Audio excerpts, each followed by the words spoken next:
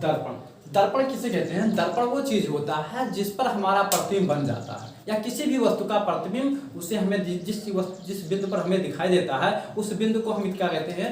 दर्पण के नाम से जानते हैं। तो जो दर्पण होता है वो मुख्यतः दो प्रकार का होता है। एक क्या होता है? समतल दर्पण होता है, दूसरा गोलीय दर्पण होता है। दर्पण कितने प्रकार के होते हैं? दर्पण जो होते हैं दो प्रकार के होते हैं, एक समतल दर्पण होता है, एक गोलीय दर्पण होता है। देखिए, जो समतल दर्पण होता है जिसके सभी पृष्ठ समतल हो, पृष्ठ क्या हो? समतल हो, चिकना हो, बढ़िया से लेयर में हो, वो आपको क्या होता है? समतल दर्पण होता है। गोलीय दर्पण क्या होता है? जिसके पृष्ठ गोल हों, अर्थात उभरे हुए हों।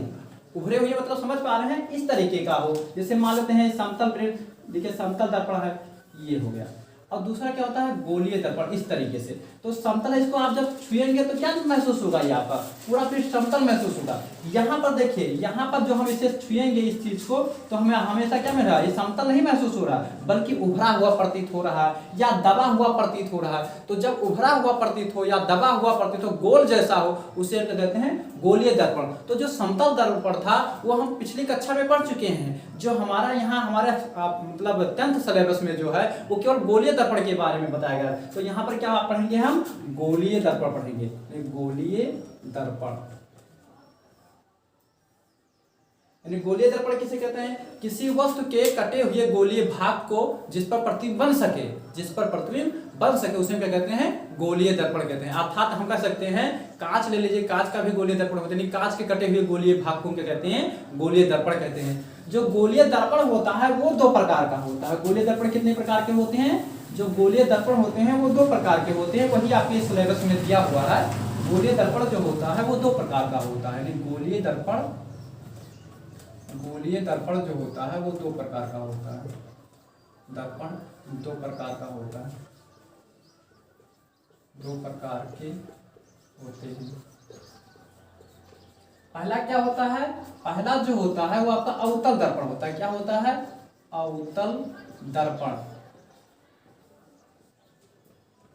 दूसरा क्या होता है? उत्तल दर्पण। पहला अवतल दर्पण होता है, उत्तल दर्पण होता है दूसरा।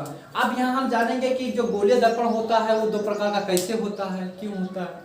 तो जो गोलीय दर्पण होता है दो प्रकार का होता है, पहला अवतल दर्पण होता है, दूसरा उत्तल दर्पण होता है। तो हम पहले जानेंगे कि अवतल दर्पण क्या है। नहीं, पहले किसके बारे में जानेंगे? अवतल दर्पण के बारे में जानेंगे। अवतल दर्पण, अवतल दर्पण किसे कहते हैं? ध्यान दीजिएगा। जैसे हमारा गोलीय दर्पण होता है, गोलीय दर्पण को हम प्रदर्शित करके समझ रहे हैं। ये मान लेते हैं गोलीय दर्पण है। तो गोलीय दर्पण जो होता है, एक पृष्ठ उभरा हुआ होता है और एक का दबा हुआ पृष्ठ, तो पृष्ठों में प्राप्त होता है। तो यदि मान लीजिए उभरे हुए पृष्ठ पर हम खुरदरा कर दें, पेंट की कलाई कर दें, तभी तो प्रतिबिंब बनेगा ना दूसरे पृष्ठ पर, एक पृष्ठ पर कलाई होगा। तो मान लेते हैं उभरे हुए पृष्ठ पर हमने क्या कर दिया? कलाई कर दिया और परावर्तक तल जो कर दिया वो अंतर से कर दिया।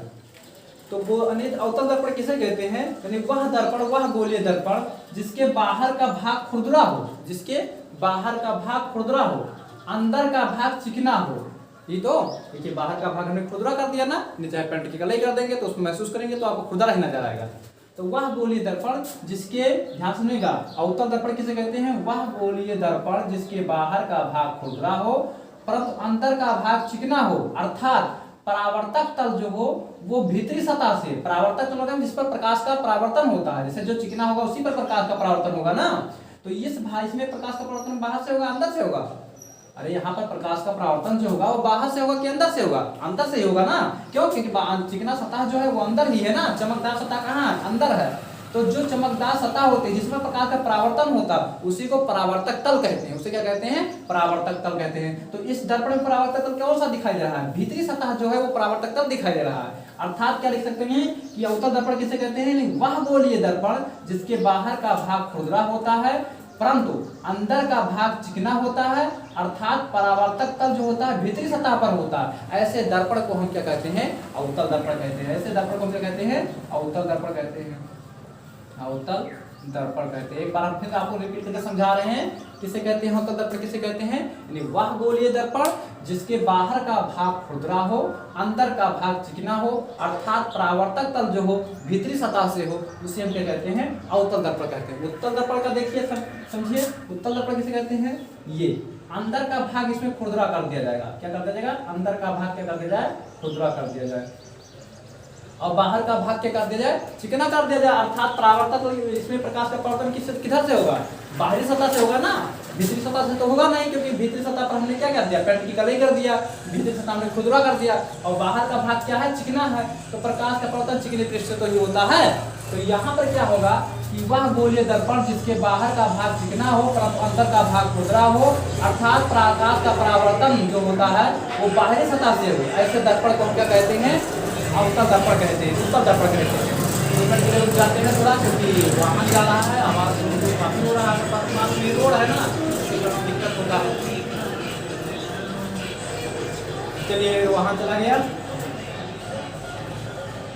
देखिए क्या है यहाँ पर? वह गोलीय दर्पण जिसके बाहर का भाग चिकना हो, बाहर का भाग चिकना हो तथा अंदर का भाग खुरदरा हो, अर्थात प्रकाश का परावर्तन जो हो बाहरी सतह से हो, या परावर्तक तल क्या हो? बाहरी सतह पर हो, ऐसे दर्पण को हम क्या कहते हैं? उत्तल दर्पण कहते हैं। इसे क्या कहते हैं? उत्तल दर्पण कहते हैं। उत्तल दर्पण। उत्तल दर्पण किसे कहते हैं? वह गोलीय दर्पण जिसके बाहर का भाग चिकना हो तथा अंदर का भाग खुरदरा हो, अर्थात परावर्तक तल बाहरी पृष्ठ पर हो, ऐसे दर्पण को हम क्या कहते हैं? उत्तल दर्पण कहते हैं। तो हम समझ पाए ना कि उत्तल दर्पण किसे कहते हैं? उत्तल दर्पण से किसे कहते हैं? अब ये हम एक बार फिर रिपीट करके आपको बता दे रहे हैं कि उत्तल दर्पण किसे कहते हैं। उत्तल खैर फिगर से आप समझ सकते हैं कि उत्तल दर्पण क्या है, उत्तल दर्पण क्या है, लेकिन एक बार हम फिर से आपको समझाना चाहेंगे कि अवतल दर्पण किसे कहते हैं? वह गोलीय दर्पण जिसके बाहर का भाग खुरदरा हो और अंदर का भाग क्या हो? चिकना हो, ऐसे दर्पण को हम क्या कहते हैं? अवतल दर्पण कहते हैं। और वह गोलीय दर्पण जिसके बाहर का भाग चिकना हो परंतु अंदर का भाग क्या हो? खुरदरा हो, ऐसे दर्पण को हम क्या कहते हैं? उत्तल दर्पण कहते हैं। अब हम यहाँ से अवतल दर्पण के से संबंधित कुछ परिभाषाएं यानी गोलीय दर्पण से संबंधित कुछ परिभाषाओं के बारे में अध्ययन करेंगे, क्योंकि वो बहुत महत्वपूर्ण परिभाषा है। जब तक आप उसके बारे में नहीं जानेंगे तब तक आगे के लिए समस्याएं खड़ी हो सकती हैं। चलिए जानते हैं क्या देख समझेंगे हम गोलीय दर्पण से संबंधित कुछ परिभाषाएं। गोलीय दर्पण से संबंधित कुछ परिभाषाओं के बारे में हम अध्ययन करेंगे।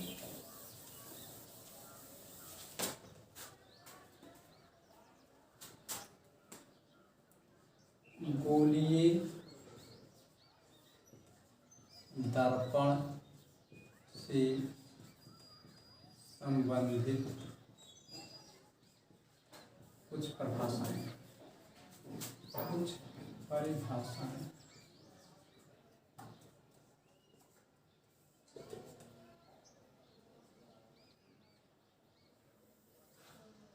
देखिए परिभाषाओं में हम जानेंगे पहला चीज, जैसे ये हमने बताया कि ये कोई एक गोलीय दर्पण है।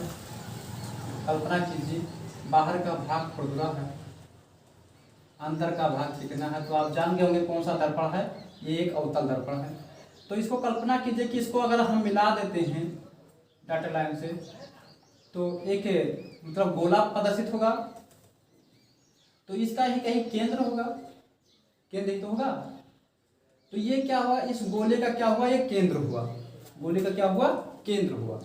तो गोलीय दर्पण में क्या होता है? गोलीय दर्पण के केंद्र को हम क्या कहते हैं? यहाँ पर शीर्ष नाम देते हैं, तो इसी के केंद्र को हम क्या कहते हैं? वक्रता केंद्र कहते हैं। क्या कहते हैं? वक्रता केंद्र। यानी गोलीय दर्पण के केंद्र को वक्रता केंद्र कहते हैं। इसे सी से प्रदर्शित करते हैं। यह आपका वक्रता केंद्र हो गया, इसको हम मिटा देते हैं। अब क्या होगा? यहां से हम समझेंगे वक्रता केंद्र हो गया, गोलीय दर्पण के केंद्र को हम क्या कहते हैं? वक्रता केंद्र। अब देखिए केंद्र ये है और ऐसे मिलाने वाली रेखा ये है, इसको हम क्या कहते हैं? त्रिज्या कहते हैं। क्या कहते हैं? त्रिज्या। तो कहेंगे गोल किसी गोले का त्रिज्या है, ऐसे तो होता है जो सेंटर से परिधि जाता है, तो ये क्या हो गया? इसको हम क्या कहेंगे? त्रिज्या। तो जो गोलीय दर्पण की त्रिज्या होती है उसे हम क्या कहते हैं? वक्रता त्रिज्या कहते हैं। क्या कहते हैं? वक्रता त्रिज्या कहते हैं। वक्रता त्रिज्या। गोलीय दर्पण की त्रिज्या को हम क्या कहते हैं? वक्रता त्रिज्या कहते हैं। अब हम समझेंगे पहला कंडीशन हमने क्या जाना? पहला हमने देखी कितनी परिभाषाओं के बारे में हमें जानना है। वक्रता केंद्र के बारे में जानना है, वक्रता केंद्र किसे कहते हैं। दूसरा वक्रता त्रिज्या किसे कहते हैं, ये आपकी परिभाषा निकल कर आ रही है गोलीय दर्पण से, वक्रता त्रिज्या। तीसरा नंबर क्या होगा, वक्रता केंद्र, वक्रता त्रिज्या, उसके बाद ध्रुव, उसके बाद जो है मुख्य फोकस, मुख्य फोकस, उसके बाद जो है या मुख्य अक्ष पहले हो जाएगा, मुख्य अक्ष के बारे में तो बात नहीं किया, मुख्य अक्ष के बारे में जानेंगे। उसके बाद छठवां फोकस दूरी के बारे में जानेंगे। ये इंपॉर्टेंट परिभाषाएं हैं, जब तक इसके बारे में आप जानेंगे तब तक कुछ नहीं जान पाएंगे। फोकस दूरी, प्रकाश से संबंधित चीजों के बारे में, क्योंकि भी हमें पढ़ना है, दर्पण का सूत्र पढ़ना है, तो दर्पण के सूत्र में भी इन चीजों का काफी महत्वपूर्ण है, न्यूमेरिकल लगाने में इन परिभाषाओं का काफी योगदान है। यानी इस मान का चलिए कि पूरे लेसन में इन परिभाषाओं का काफी योगदान है। तो देखिए हमने क्या जाना, वक्रता केंद्र किसे कहते हैं, गोलीय दर्पण के केंद्र को वक्रता केंद्र कहते हैं, गोलीय दर्पण के केंद्र को वक्रता केंद्र कहते हैं। वक्रता त्रिज्या किसे कहते हैं, गोलीय दर्पण की त्रिज्या को वक्रता त्रिज्या कहते हैं। अब बात आती है ध्रुव किसे कहते हैं, तो ध्रुव किसे कहते हैं ये समझिए। मान लेते हैं कोई गोलीय दर्पण है, गोलीय दर्पण है, और ये अंदर वाला भाग उसका परावर्तक तल है। तो जो ये परावर्तक तल होता है उसके मध्यबिंदु को लिया जाए। जैसे मान लेते हैं गोलीय दर्पण है, इसका जो मतलब परावर्तक तल है, परावर्तक तल मतलब क्या, मध्यबिंदु मतलब क्या होगा, जितना दूर इधर परावर्तक तल हो उतने परावर्तक तल को दो बराबर भागों में बांट दिया जाए, परावर्तक तल को दो बराबर भागों में बांट दिया जाए। तो दो बराबर भागों में जिस बिंदु पर बांटता वही तो मध्यबिंदु होता है ना। तो यहाँ पर क्या होगा, ये परावर्तक तल है, इसका मध्यबिंदु क्या होगा, मध्यबिंदु मतलब बीचों बीच वाला भाग ये तो होगा। तो जो गोलीय दर्पण का मध्यबिंदु होता है, नहीं गोलीय दर्पण के परावर्तक तल का, गोलीय दर्पण के परावर्तक तल का जो मध्यबिंदु होता है उसे हम क्या कहते हैं, ध्रुव कहते हैं। उसी को हम क्या कहते हैं, उस बिंदु को हम क्या कहते हैं, ध्रुव कहते हैं। इसे पी से प्रदर्शित करते हैं, पी फॉर पोल होता है। तो अगर आता है कि ध्रुव क्या होता है, ध्रुव क्या होता है कि गोलीय दर्पण के परावर्तक तल को हम क्या कहते हैं, ध्रुव कहते हैं। इसे पी से प्रदर्शित करते हैं। अब आता है कि मतलब जो है एक परिभाषा निकल कर ध्रुव हो गया, उसके बाद वक्रता केंद्र हो गया, त्रिज्या हो गया, ठीक है। उसके बाद मुख्य अक्ष आता है, क्योंकि मुख्य अक्ष के बाद हम मुख्य फोकस के बारे में जानेंगे। तो क्या होता है कि हमने बताया कि जैसे आपने जाना कि हमें वक्रता केंद्र के बारे में पता हो गया और ध्रुव के बारे में पता हो गया, तो हम पहले बना लेते हैं, यहाँ पर आपको समझा दे रहे हैं। ये क्या है आपका, मान लेते हैं कोई गोलीय दर्पण जिसे क्या कहते हैं, अवतल दर्पण है ये आपका। अब यहाँ पर इसका केंद्र होता है, यहाँ पर इसका क्या होता है, ध्रुव होता है। यहाँ पर वक्रता केंद्र सी मान लेते हैं, ध्रुव क्या है, पी मान लेते हैं। तो बिंदु हमें प्राप्त हुई है ना। तो ये क्या परिभाषा निकल कर आता है, हमें मुख्य अक्ष के बारे में जानना है। तो मुख्य अक्ष किसे कहते हैं, यानी ये आपका वक्रता केंद्र, ये आपका ध्रुव, यानी वक्रता केंद्र और ध्रुव से होकर जाने वाली रेखा। हम एक रेखा खींचेंगे जहां जो कहां से होकर जा रहा है, वक्रता केंद्र और ध्रुव से होकर जा रहा है। तो वक्रता केंद्र और ध्रुव से जाने वाली रेखा को हम क्या कहते हैं, मुख्य अक्ष कहते हैं। क्या कहते हैं, मुख्य अक्ष कहते हैं, मुख्य अक्ष कहते हैं। यानी वक्रता केंद्र और ध्रुव से होकर जाने वाली रेखा को हम क्या कहते हैं, मुख्य अक्ष। देखिए ये रेखा जो कहां से होकर जा रही है, आपको दिखाई पड़ रहा होगा ना कि ये रेखा वक्रता केंद्र और ध्रुव से ही होकर जा रही है। तो जो रेखाएं वक्रता केंद्र और ध्रुव से होकर जाती हैं वो क्या कहलाती हैं, मुख्य अक्ष कहलाती हैं। अब देखिए मुख्य अक्ष के बाद हम बात आती है यानी मुख्य फोकस की। मुख्य फोकस किसे कहते हैं, अब ध्यान से देखिए मुख्य फोकस किसे कहते हैं कि यहाँ पर देखिए प्रकाश किरण अगर मान लीजिए जा रही है, कोई प्रकाश किरण जा रहा है और इस गोलीय दर्पण पर यानी परावर्तक तल पर मान लीजिए परावर्तित होगा। देखिए इस तरीके से तो परावर्तित होकर के अंदर की तरफ जाएगा, क्योंकि अंदर की तरफ दबा हुआ है ये। तो क्या हुआ, प्रकाश किरणें क्या होती हैं कि यहां से गई और परावर्तित होकर क्या हो रहा है, जा रही। तो आप लोग को पता चल रहा है कि जो प्रकाश का परावर्तित किरण है ये मुख्य अक्ष को किसी बिंदु पर काट रहा है, नहीं यहाँ पर काट रहा है ना, यहाँ पर काट रहा है, यहाँ से होकर जा रहा है। तो क्या होता है कि परावर्तन के पश्चात प्रकाश किरणें मुख्य अक्ष पर जिस बिंदु से होकर जाती हैं उस बिंदु को ही क्या कहा जाता है, मुख्य फोकस कहा जाता है। इसे एफ से प्रदर्शित किया जाता है। देखिए हम बता दे रहे हैं, एक बार फिर से बता रहे हैं कि मुख्य फोकस किसे कहते हैं, यानी परावर्तन के पश्चात प्रकाश की किरणें जिस बिंदु से होकर जाती हैं, परावर्तन के पश्चात प्रकाश की किरणें जिस बिंदु से होकर जाती हैं, देखिए इस बिंदु से होकर जा रहा है ना, परावर्तन के पश्चात प्रकाश की किरणें जिस बिंदु से होकर जाती हैं उस बिंदु को ही हम क्या कहते हैं, मुख्य फोकस कहते हैं। इसे हम क्या कहते हैं, एफ से प्रदर्शित करते हैं। तो हम मुख्य फोकस के बारे में जान चुके। अब आती है बात क्या होता है फोकस दूरी किसे कहते हैं। तो देखिए आपका मुख्य फोकस है और ये आपका क्या है, क्या है, ध्रुव है। ये आपका मुख्य फोकस है और ये आपका क्या है, ध्रुव है। तो मुख्य फोकस और ध्रुव के बीच की जो दूरी होती है, मुख्य फोकस और ध्रुव के बीच की दूरी होती है, क्या कहलाती है, फोकस दूरी कहलाती है। यह आपका मुख्य फोकस था, मुख्य फोकस हम स्पष्ट कर दे रहे हैं। यह आपका ध्रुव था, यह आपका केंद्र वक्रता केंद्र है, वक्रता केंद्र है। और ये आपका क्या है, फोकस दूरी है, फोकस दूरी। फोकस दूरी किसे कहते हैं, यहाँ से लेकर के यहाँ तक की दूरी, यानी मुख्य फोकस तथा ध्रुव के बीच की दूरी फोकस दूरी कहलाती है। देखिए इस फिगर को हम स्पष्ट करके इस केंद्र के सारी चीजें बना देते हैं। आप लोग उसे नोट कर लीजिए कि कहाँ पर कौन सा बिंदु होता है, वो आप जरूर जान लीजिए।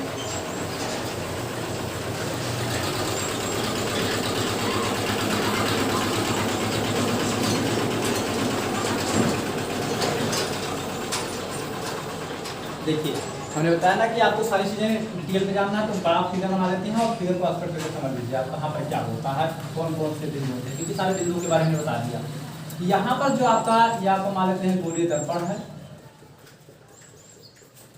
यहाँ पर जो बिंदु होता है वो आपका वक्रता केंद्र होता है। क्या होता है, वक्रता केंद्र, वक्रता केंद्र, इसको हम सी से प्रदर्शित करते हैं। और यहाँ पर जो बिंदु होता है आपका मुख्य फोकस होता है। क्या होता है, मुख्य फोकस होता है। इसे हम किससे प्रदर्शित करते हैं, एफ। और जो यहाँ पर बिंदु होता है वो आपका क्या होता है, ध्रुव होता है। इसे हम क्या प्रदर्शित करते हैं, पी से प्रदर्शित करते हैं। इतने बिंदुएं होती हैं। और ये क्या, कौन सी रेखा ये होती है, मुख्य फोकस होता है, मुख्य फोकस। और इसके पहले वाला एक बिंदु होता है, किसी भी बिंदु पर हम कुछ भी कर सकते हैं, उसको हम जो बोलेंगे वो अनंत ही बोलेंगे, अनंत बिंदु बोलेंगे। कौन सा बिंदु बोलेंगे, अनंत बिंदु। इसके बाद कहीं भी किसी बिंदु पर क्या होता है, वो अनंत बिंदु कहलाता है। तो इतनी बिंदुएं होती हैं, इनको हमें याद रखना है, किसको क्या कहते हैं। और यहाँ के बीच की दूरी क्या होती है, फोकस दूरी स्मॉल एफ से प्रदर्शित करते हैं। इसे हम क्या कहते हैं, फोकस दूरी कहते हैं। क्या कहते हैं, फोकस दूरी कहते हैं। तो हमने जाना कि गोलीय दर्पण से संबंधित जो परिभाषाएं थी वो किसकी किसके बारे में जाना हमने, वक्रता केंद्र के बारे में जाना, वक्रता त्रिज्या के मतलब यहाँ से यहाँ तक की दूरी वक्रता त्रिज्या ही कहलाएगी।